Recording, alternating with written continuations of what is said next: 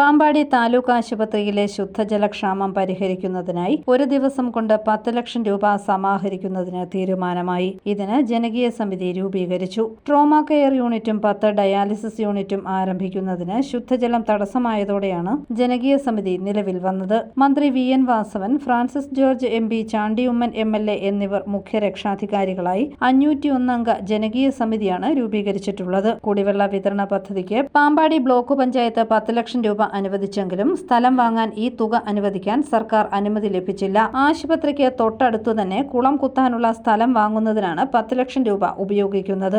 ഇപ്പോൾ വെള്ളത്തിനായി ആശുപത്രി 1 ലക്ഷത്തോളം രൂപ ഓരോ മാസവും ചെലവഴിക്കുന്നുണ്ട്. അതിന് ശാശ്വതമായൊരു പരിഹാരം എന്ന് പറയുന്നത് ആശുപത്രിക്ക് വേണ്ടി വെള്ളമുള്ളൊരു സ്ഥലം കണ്ടെത്തി അവിടെ ഒരു വാട്ടർ പ്രോജക്റ്റ് ഉണ്ടാക്കി പമ്പ് വെച്ച് വെള്ളം ഇവിടെ എത്തിക്കുക എന്നുള്ളതാണ്. അപ്പോൾ ഇതിങ്ങനെ പല ചർച്ചകൾ നടന്നെങ്കിലും കുറച്ച് നാൾ മുമ്പുള്ള HMCയിൽ നമ്മുടെ HMC മെമ്പർ ബഹുമാനപ്പെട്ട ശ്രീ KM രാധാകൃഷ്ണനാണ് ഇങ്ങനെ ഒരു ഐഡിയ പറഞ്ഞത്. നമുക്ക് ആശുപത്രിക്ക് അടുത്തുള്ള ഒരു സ്ഥലം കണ്ടെത്തി അവിടുന്ന് തന്നെ ആ സ്ഥലം വാങ്ങണമെങ്കിൽ യഥാർത്ഥത്തിൽ ബ്ലോക്ക് പഞ്ചായത്തിന് സ്ഥലം വാങ്ങാനുള്ള പ്രൊവിഷൻ ഇല്ല, നിയമപരമായ പ്രൊവിഷൻ ഇല്ലെന്നാണ് പറയുന്നത്.